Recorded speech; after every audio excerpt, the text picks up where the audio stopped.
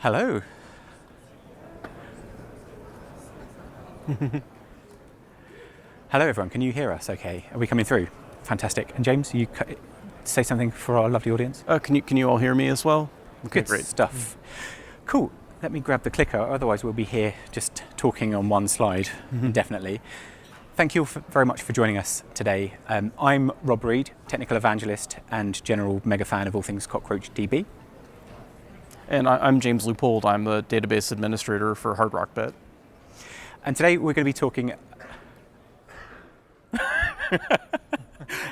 be talking about all things Hard Rock Digital. I'll give a quick introduction to CockroachDB for the uninitiated, but the meat and potatoes of this talk today are going to be on Hard Rock Digital and their journey with CockroachDB and AWS Outposts. There are a couple of demos sprinkled in throughout the talk. They are on YouTube, so don't worry if you don't take there's a QR code right at the end, so take a snap of the QR code and then you can watch it on demand later on. So we'll start with James. Yeah, sure. So give you a little bit of background on what Hard Rock Digital is. A lot of people have heard, pretty much everyone's familiar with the Hard Rock brand, but there's a lot people don't know about it. So the whole overall brand is actually owned by the Seminole tribe in Florida. I went private, was purchased by them, I think around 2003. And Hard Rock Digital, within that brand of casino, hotels, and restaurants, and various other things, is the online wing of it. Within Hard Rock Digital, Hard Rock Bet works on online casino and more importantly, online sports betting. So most of our tech team is in Austin and Poland. The overall organization is headquartered in Fort Lauderdale. We're growing very quickly. We're currently live in 8 states. We have sports betting in 8 states. That is casino in, I believe, currently just 1 state, online casino anyhow. And our application is well reviewed in both the App Store and the Play Store, so people seem to like it a lot. If you're at a state where where sports betting or online casino isn't legal yet, or we're not operating, you can still download the app. You just don't have anything access to do anything other than look at market data and play games, but not for money. And now I'll give a quick introduction to CockroachDB. I won't labour this too much. So the challenges facing the businesses of today aren't fundamentally different to the businesses of 50 years ago. I think that businesses need to make money. Yeah, I think that's about it. I think that's pretty much the same. But the playing field has changed dramatically. If you wanted to start a global business 50 years ago with the tools available, even with some of the database tooling available today, you're going to be hard-pressed to do it. It's a very difficult thing to grow a business globally. And the majority of people I speak with have aspirations to scale their business, at least outside of the borders of their own countries. So CockroachDB needed to be a database that was reimagined from the ground up to cater to the needs of businesses today, modern businesses of today. So it has all of the relational goodness that you would expect from a database. It's ACID compliant. It offers strong serializable isolation and recommitted isolation where you need it, but it scales very differently. So it might present itself like a SQL database, but under the hood, as we'll go into in a minute, it's a series of interconnected nodes that present themselves as a distributed SQL database, and that is what allows us to scale as we do. And when I say scale, I don't mean scaling within a rack or a data center. You can absolutely do that, but if your risk appetite perhaps is a little lower, or your customers are spread a little wider, you can deploy CockroachDB across multiple geographic regions. And these don't have to be in different AZs. These could be in different geographical regions. They could be in different continents. And the benefit of doing that, the happy side effect, is that it allows you to survive things that would have completely crippled databases of the past. If you think about one of the worst power outages in the world was in India, and it affected 10% of the world's population at the time. I think 600 million people were affected. And if you're running all of your infrastructure within a single geographic location, you're out of business for a while, and that could be very expensive. And you can pin data to those locations. So if you have customers all around the world, the global regulations are very complex, and they're quite. I've been in a situation where I've been customer side, and navigating the waters of regulatory compliance is very difficult. Being able to pin data physically to locations, to machines, to countries, or to continents is all very possible and all very easy. So James and I are going to talk quite freely about concepts on CockroachDB. So we're just going to give you a quick summary of what we're talking about when we talk about these things. So a node is a running instance of CockroachDB. It could be a machine, it could be a Docker container, it could be a Kubernetes pod. It's a binary. A cluster is a series of interconnected nodes that work together to distribute, rebalance data across themselves in order to give you the scale that you require. A range is a chunk of data. By default, it's 0.5 gigabyte in size, but that's all it is. And a replica is a copy of that data that exists on another node or physical machine. Replication factor, the number of times that replica is copied. By default, it's 3 for a single region, 5 for a multi-region cluster, but that's completely configurable. And a leaseholder is a special replica that dictates or orchestrates reads and writes to data for a particular range. So we've got a demo now. The volume was a little bit quiet when we were testing it, so raise your hand if it's a little bit quiet, but we can always put it up a bit. This is showing how resilient CockroachDB is before we get into the Hard Rock Digital side of things. First, I'll simulate a pod failure. That chaos experiment is now running. Can we have the volume up a little bit, please? The audio up. Has been knocked out. There are no issues with any of the two. Hopefully someone heard my cry for help. We still have a quorum between the two remaining nodes. We'll see that because of the pod failure, we now have 56 under-replicated ranges. Once that downtime minute has elapsed for that pod, the node will come back online, and those under-replicated ranges will up-replicate back to that node. All the while, the application is completely unaware of this event. That node is back now. We can see that it's been up for a couple of seconds, and those under-replicated ranges have now gone to 0. Now we'll run another experiment that will just kill a pod. There'll be no chance for the node to drain itself. So that's now running. I'll let you see what this looks like from the application's perspective before switching over to the UI console. So we've just seen that 2 of those requests failed because they were routed to the pod that was being killed at the precise moment that it was being killed, and those requests were retried. Over in the UI console, we can see that CockroachDB has already recovered itself and there are no under-replicated ranges. Next, I'll simulate a network partition. We're creating a network partition between the CockroachDB 0 and CockroachDB 1 pods.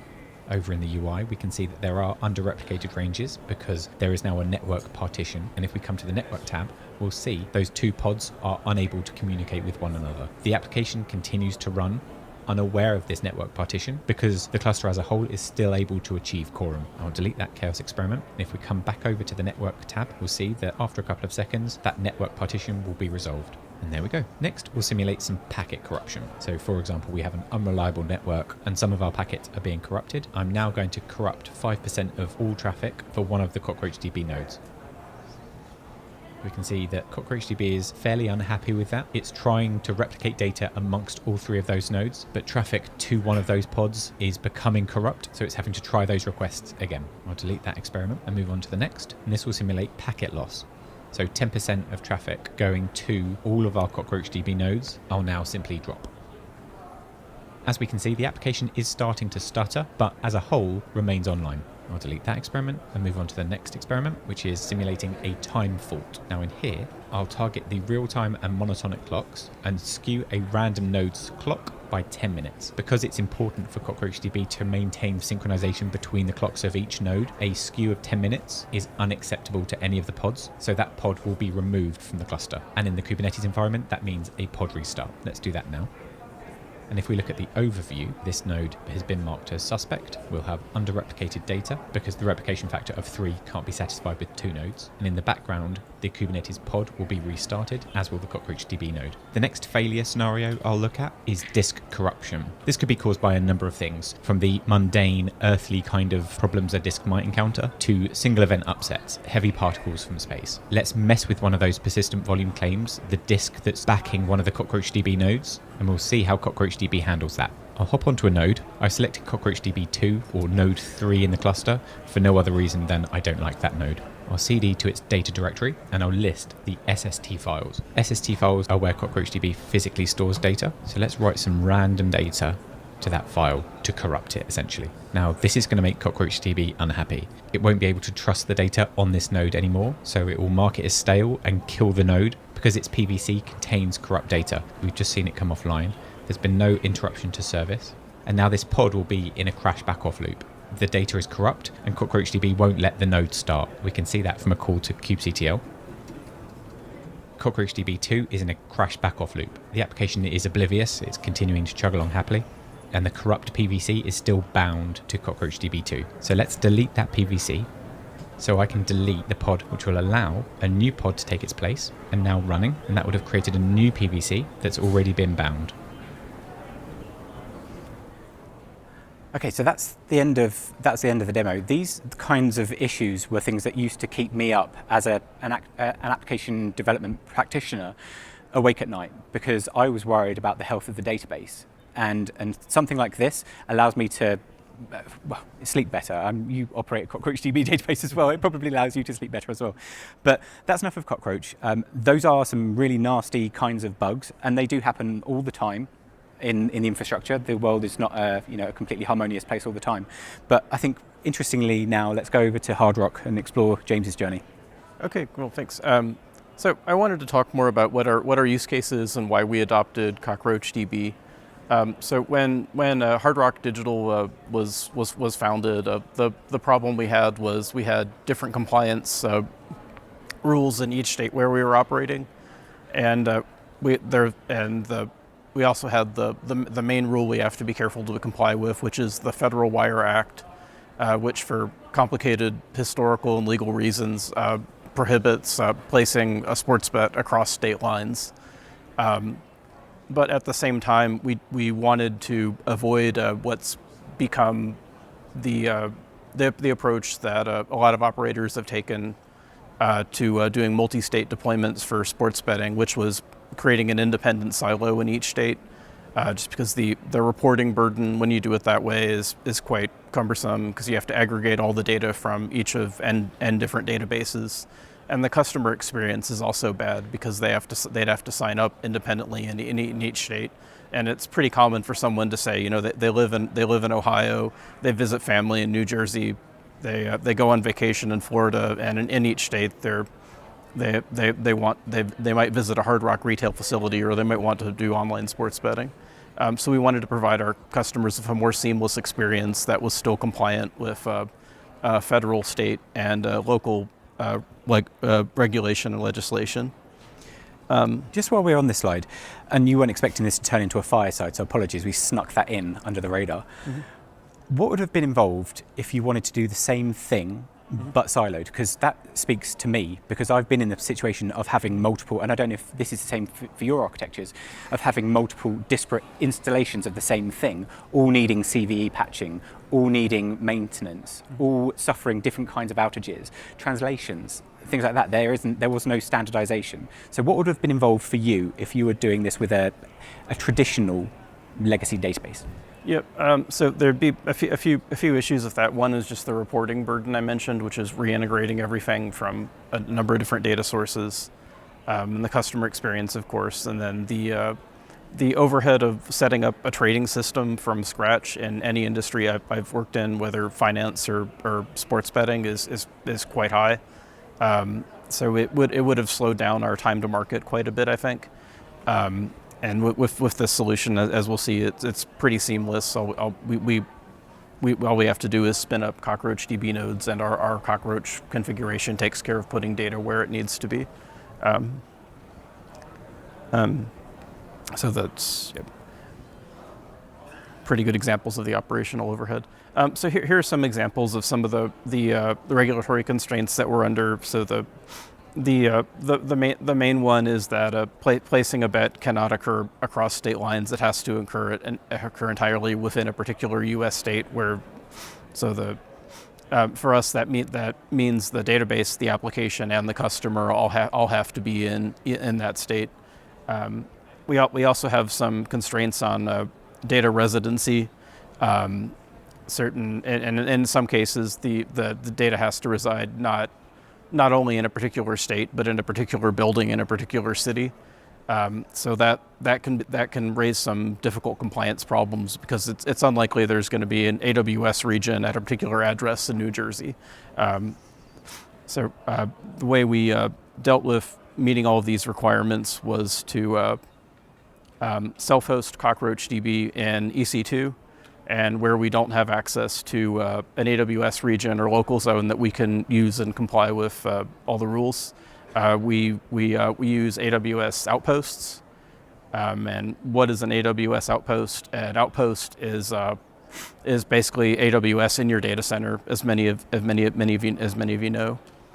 So this allows us to have a single database that acts as a seamless distributed system in any location around the U.S. where we need it, and still comply with all the complex rules. Just while we're on this, it's CockroachDB and AWS for the win. I'm just wondering if anyone's wondering what made you choose Cockroach over the other available distributed SQL database? Sure. So we liked the seamless nature of it. There wasn't anything complicated we had to do at the application layer. There wasn't not a lot of troubleshooting replication. There's no single writer that could become a bottleneck. We could place it anywhere where we want, unlike some other databases, whether managed services or self-hosted, especially if they're managed services, you can't get them everywhere you need them. And there's no worrying about whether no separate connection string that only scales out reads or anything like that. Cockroach allows the database to take over what are application-driven decisions in a lot of other databases. So what we're looking at here is a single cluster of CockroachDB running across 3 different states, right? Yes, and then this is perhaps not the most sophisticated animation, but it's just a visualization of adding another state to the database. The cylinder just gets bigger and encompasses another state. And this is just a quick overview of the AWS Cloud Continuum. So AWS regions are what most people probably think of as AWS and US East 1. For example, generally the most AWS services are available there, and you have access to the most recent cool hardware like Graviton processors. And then as you move to the right, you get potentially closer to your customers, but there are fewer resources or fewer AWS services available, and in the case of the outposts, the hardware tends to be of an older generation. So we tend to run things in regions where we can legally, where there's a region in the jurisdiction where we're operating. If we can't, then we use a local zone, and if we can't use a local zone, then we use an outpost.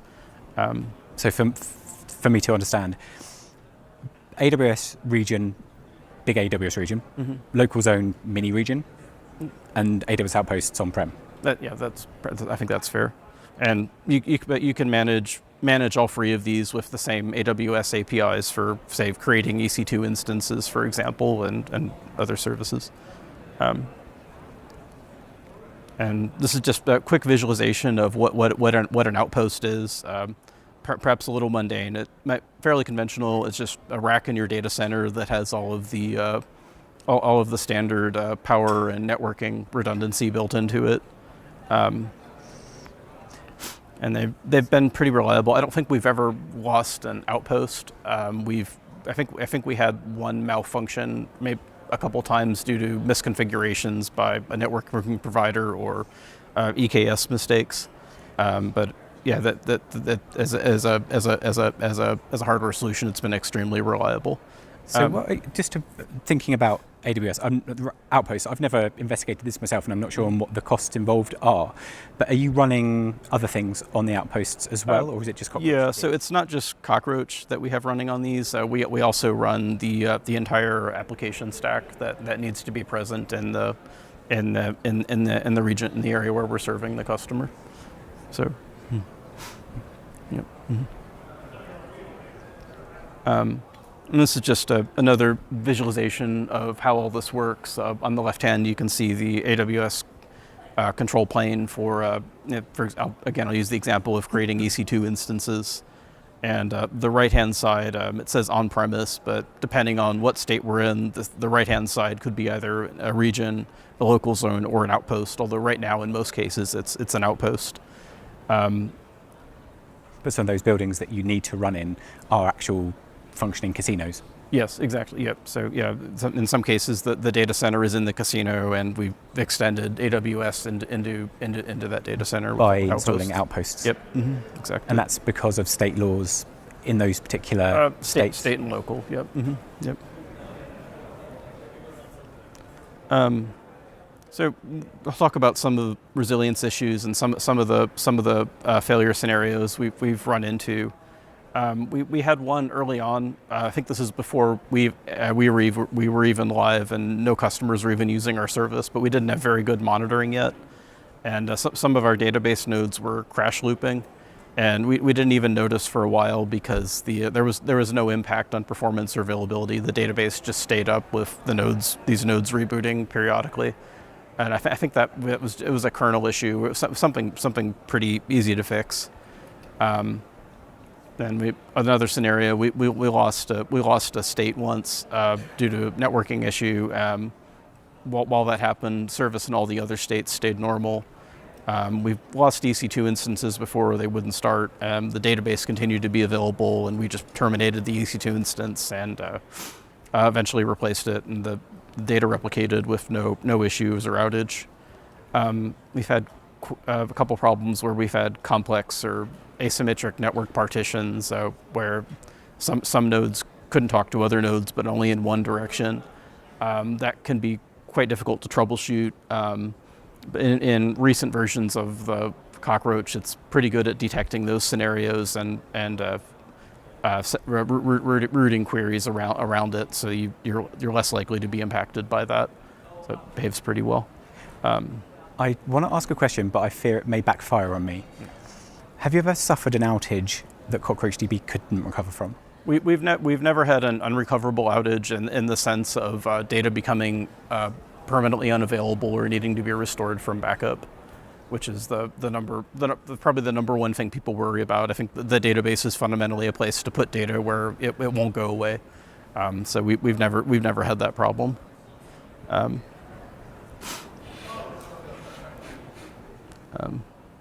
While we were doing this, we learned quite a few things that weren't obvious to us in the beginning. I'll go through a few examples.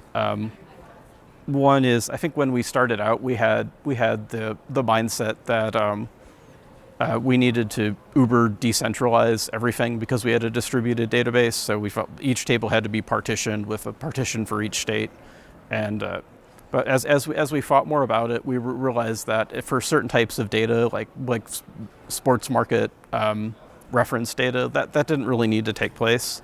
And if we were able to centralize that data and the processing related to that data in a region in one place, that was more efficient. We could have access to better hardware and more hardware as well if we needed it. And it also just made things a lot simpler. So I'd say, beware of unnecessary decentralization. Decentralize if you need to, but if you as soon as you start decentralizing things and splitting up tables by state, for example, things do get more complicated. So do that when you have to. We did a bit too much of it at the beginning, and then we ended up unpartitioning some tables and getting much better performance. Talking of partitioning, I should probably mention, we're about to see another demo, because I just love the sound of my own voice, where when we talk about partitioning, we're not talking about manually sharding a database. We're not talking about, I want to place this partition here, very manual. I've manually sharded databases before, and I'm sure some of you probably have as well. And it's a nightmarish experience. Mm-hmm. By the end of a week's worth of banging my head against a brick wall, I was left with a semi-working database. Cockroach makes it a lot simpler. I don't know if I mention it in the demo, but when the different table topology patterns that you can apply to partition data in different ways are tacked onto the end of the table. It's just a single line SQL statement, so keep your eyes peeled for that. Yep, that's a good point. There's no sharding or unsharding to manage. The unsharding is probably the scarier part with a lot of databases, but the database just manages all that for us for Raft consensus. Yeah. So, Oh, you feel free. Okay. And would you like to introduce your demo? Or No, you go ahead. Press play. Yeah.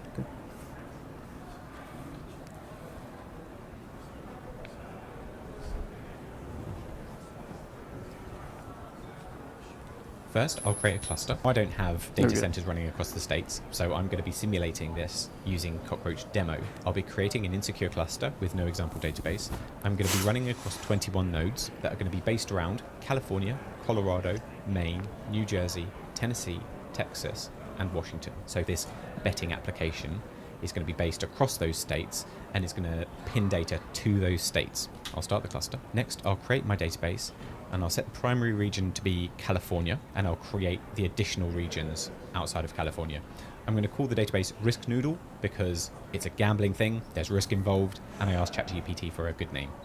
I'll use the database. Next, I'll enable super regions. This is the mechanism by which I will prevent data from leaving regions, and I'll add the super regions. I'll add the California, Colorado, Maine, New Jersey, Tennessee, Texas, and Washington super regions. So data within those regions won't be able to leave those regions and replicate to other regions, which CockroachDB will want to do by default for resiliency. I'll create a member table. This will store data on my users. I'll create a type for bet status, pending the bet was won or lost or cancelled. A bet category. This will describe the sporting event that the bet is being placed for. The bet type, whether you're betting that the team or horse, whatever it is going to win, lose, or draw. A bet subject, so the category that the bet is being placed in, horse racing, for example, and then the name of the subject, i.e. the horse name. Next, I'll create a table to store bets. Now it's time to insert some data. I'll insert some data into my member table. I'll insert some bet subjects, and I'll insert some bets. Notice that each of these bets are being placed in a specific state, and that's the state that I would expect the data to reside in. Let's now take a look at how the data is being separated. In California, I have AZs A through C, and they correspond to the replicas or nodes 1, 8, and 15. Colorado, ABC, corresponds to the replicas 2, 9, and 16, and so on. Each of the regions has 3 availability zones. And now I'll run a query to see how the data is being partitioned, where the data lives. And what we can see here is, aside from the primary region, which houses other data that's not specific to this particular use case, Colorado only contains range ID 97, Maine contains only range 99, New Jersey 101, etc. They all have a specific range ID. If there were to be more ranges, they would be distributed across the cluster, but they would remain within the super region that they're supposed to remain within. There's no copy of 97 anywhere else in the cluster. Neither is there any copy of 99 anywhere else in the cluster. This data is specifically for main bets. I'll run another query now, which will check for violating replication ranges, places where data is being replicated where I don't want it to be. And there are 0 rows, meaning 0 violations. So what that was a 21 node virtual cluster that was running on my computer. The same would hold true in exactly the same way, albeit we can't beat the speed of light. That's one of our biggest competitors. You're going to get latency between nodes. That's inescapable. But the same practice holds true. And what you may have seen at the end of the create table statements was locality global, which meant I want data to be globally available for low latency reads wherever users happen to be. That's good for reference data, market data perhaps. The other table topology pattern that I used was regional by row. And that's where I want to say, for this row in the table, I want that to be physically residing within a particular state, just to help you understand what we were doing there. Oh, crap.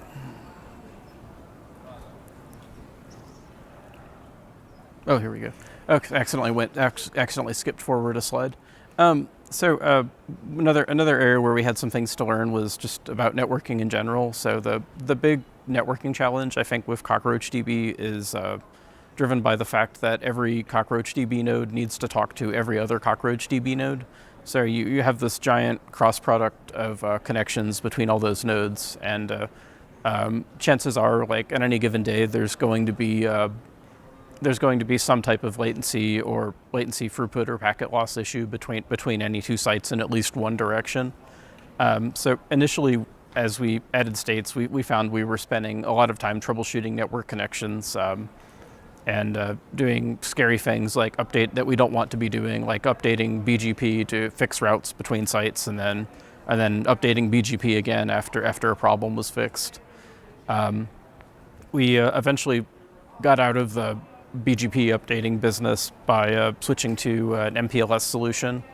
MPLS is just a way of managing paths between two sites via tags.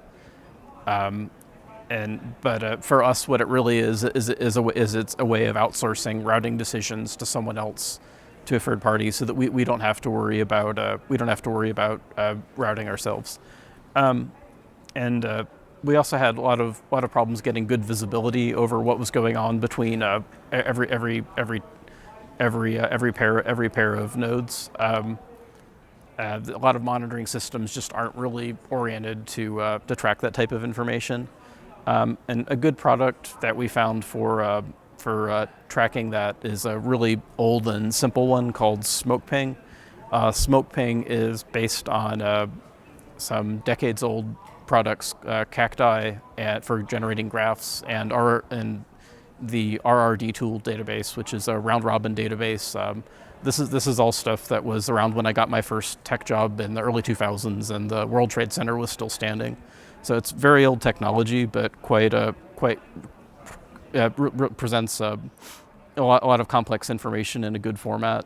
So you can see in the graph, the y-axis is the milliseconds of latency between two nodes, and the gray is showing you the variance in the latency at those points in time, and then the color pattern changes depending on how much packet loss there was. So once we had these graphs, we could tell pretty clearly that queries between two sites had slowed down due to some type of networking issue. And the pattern you see where the latency spikes up and latency goes back down to normal after a while is typically due to, in our experience, a routing change. I'm not sure what happened in the middle of those two camel humps, but typically something like this is, say, a fiber cut leading to a route change, and then after the problem is resolved, the route changing back. So MPLS sort of got us out of having to worry about that as much. So we had some things to learn a bit about query performance as well. I think most of our intuitions from working with other non-distributed databases carried over pretty well. The main exception is we just had to reason more about the impact of network latency, both between the client and the applications, and also between the gateway database nodes, which are the ones that are accepting client connections, and the leaseholder nodes that actually host the data and accept writes. So we had to learn to think more about the network impact of query execution time. There's some recent RoachFest talks. I'm not sure if RoachFest is Cockroach Labs conference that go into more details about the math behind that and how to think about the network latency impact on queries, but I'm not sure if they're all recorded, unfortunately. But for us, minimizing round trips between the database client and the gateway database server was pretty key to getting good performance. One pattern we found really worked really well with that is using historical reads on select queries. So historical read is basically just adding an as of system time argument to a query to get the data as it was at some point in the past. And can be pretty recent past too. There's an alias for called follower reads in CockroachDB that basically points to a recent timestamp that for which writes are no longer accepted. So you can get pretty up-to-date data for most purposes by using follower reads. It can also save you, I've realized. when I tend to be a bit slapdash when I'm creating demos, I'll delete or truncate tables, and being able to select from the table before I deleted it's quite handy. Yeah, that's a good point. And the advantage of for us on that is when you use historical reads, you do not have to contact the leaseholder for a range. You can talk to a replica of that, and that you can place that replica anywhere you want. And if you can even make it a non-voting replica, so it's not participating in write consensus and slowing writes down. So you can get a replica of the data right next to wherever the client is, and get low latency queries that way. So that's been quite a helpful technique for us. Just to clarify, James mentioned gateway there. So the gateway is any node that the request hits first. Mm-hmm. So if you've got multiple CockroachDB nodes behind a load balancer, the first node that gets hit from that node balancer is just called the gateway node. Mm-hmm. Yep. Another problem we ran into a lot was sequential hotspots on the hotspots of where sequential data being inserted into the cluster was causing uneven load distribution across the cluster. So this is kind of, I think sometimes this is a problem that people worry too much about. They tend to focus on it a bit too much at the beginning because it can be very visible. But sometimes it's not worth worrying about, and it's okay to just accept that the load on your cluster may be slightly asymmetric between loads between database nodes. But when it is a problem, say you've got a really busy table that every customer transaction goes through, and you're generating sequential IDs on that table, then that can lead to some very asymmetric loads. So there are a few ways around that. One is to basically not use sequential keys on your tables and indexes. Random GUIDs are probably the most commonly recommended method, but also just generating integer keys is fine as long as they're not ordered. And there's a function, unordered unique row ID in CockroachDB, that has sufficient entropy to get pretty good distribution between database ranges and break up those hotspots. Hotspots on date-time indexes can be a little tricky. Usually if you're working with date-time data, all the new data is going to be as an ascending timestamp roughly equal to the current time. So it's another source of ascending data patterns. The most obvious way to deal with that, if you need to index date-time data, is to try to break up those indexes on date-time columns by sticking another column in front of the date-time column. The problem that can lead to sometimes is, of course, you might have to update a lot of queries to also include that other column as a search argument, but in the where clause. But there is a way around that, which is that if that column is not nullable and you add a check constraint, so there's a known domain of values on that column, the query optimizer can actually just automatically add a search argument for that list of values when you read from that index, and there's very little performance penalty.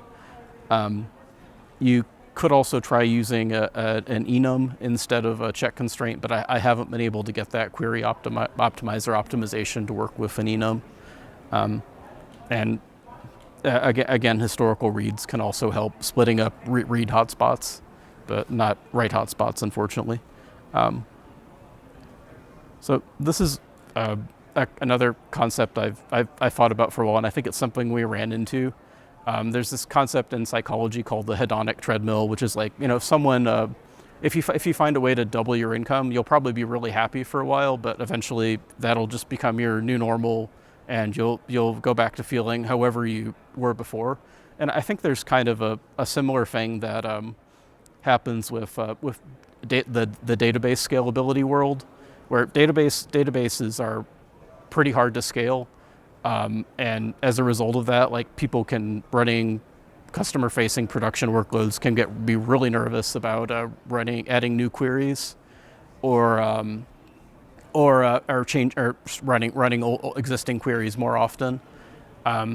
So there's just a lot of vigilance on that in a lot of the production systems I've worked with. But once you make database scaling easy, there's a temptation to worry about that a lot less, and because you can just scale your way out of a lot of problems by throwing more compute at it.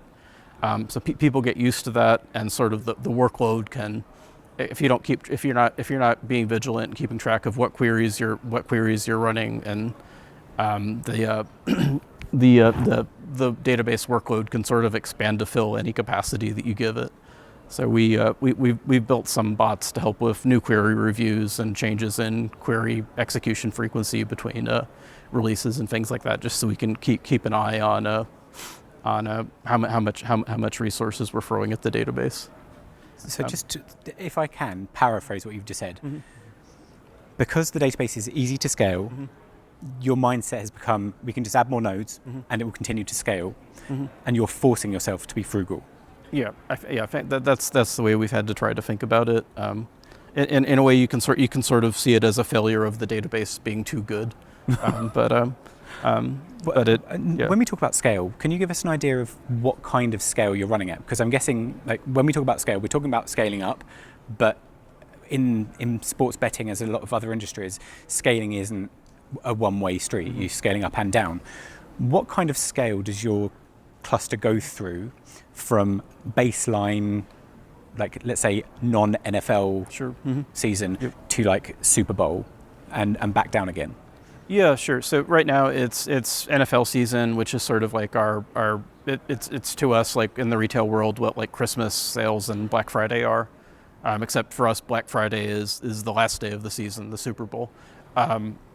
And so we're running about 100 database nodes with 32 vCPUs each.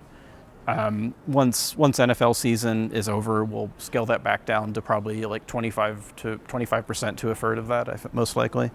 And what's the process in doing the scaling down?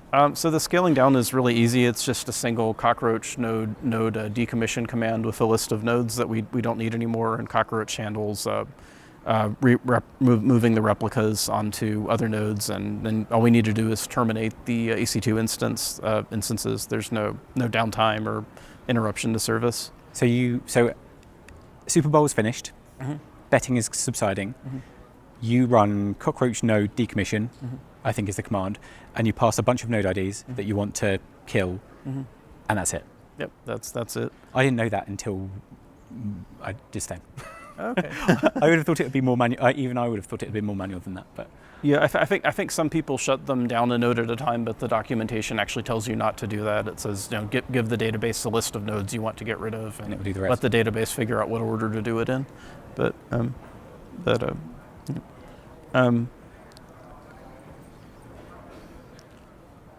Wanted to talk about scalability a bit. So there are two different scaling strategies we've used with CockroachDB.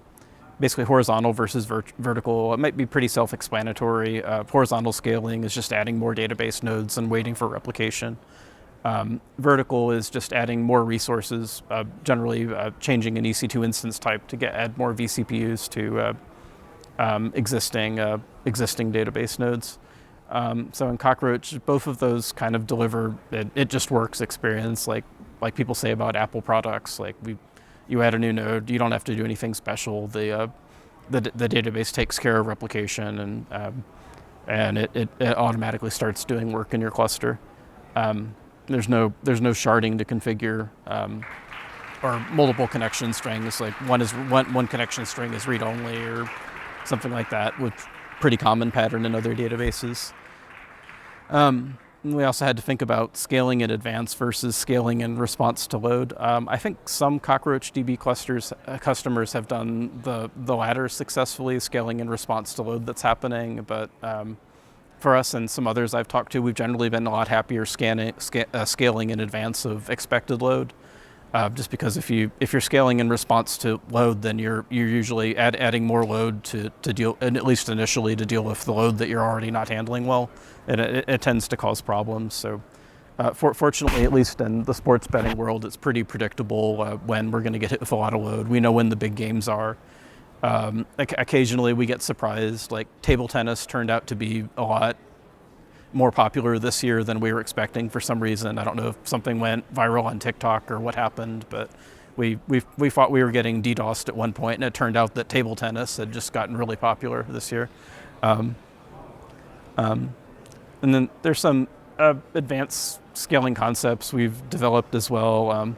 I think the key thing to think about is that database nodes don't all need to be equal in CockroachDB. They can host different data, and they can even perform different roles of what a database does. So I think one way to think about it, a relational database, is that there's a storage layer and then there's a SQL layer on top of that.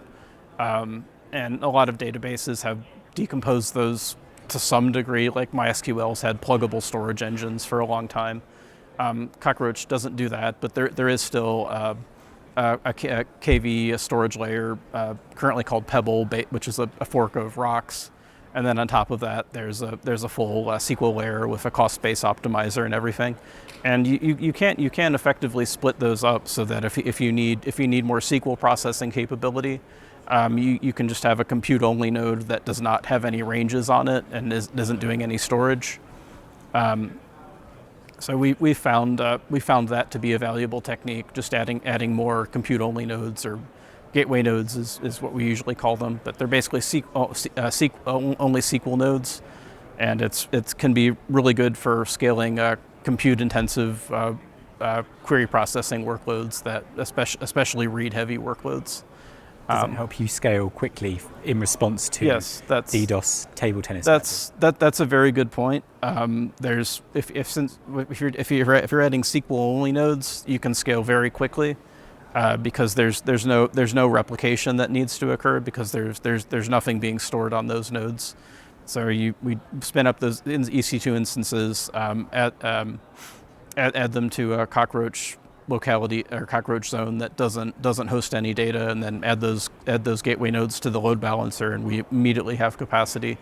And spinning up EC2 nodes is very fast, so this is something you could do in minutes or maybe even seconds. So this has been quite helpful to us. You've mentioned segregation of SQL and KV. Mm-hmm. Is there, I guess in the same vein of segregation, are you separating workloads by cluster, or have you centralized everything into one cluster? So different customers have done different things. What we've done for most of our production resources right now is we have one big cluster. I think that's mostly a legacy of the fact that a lot of the software we use was originally written for a big monolithic Postgres database. So it's more of just a historically contingent thing that is just about the evolution of our software. A lot of other customers will have any number of CockroachDB clusters, maybe each running a database, or so. Yeah.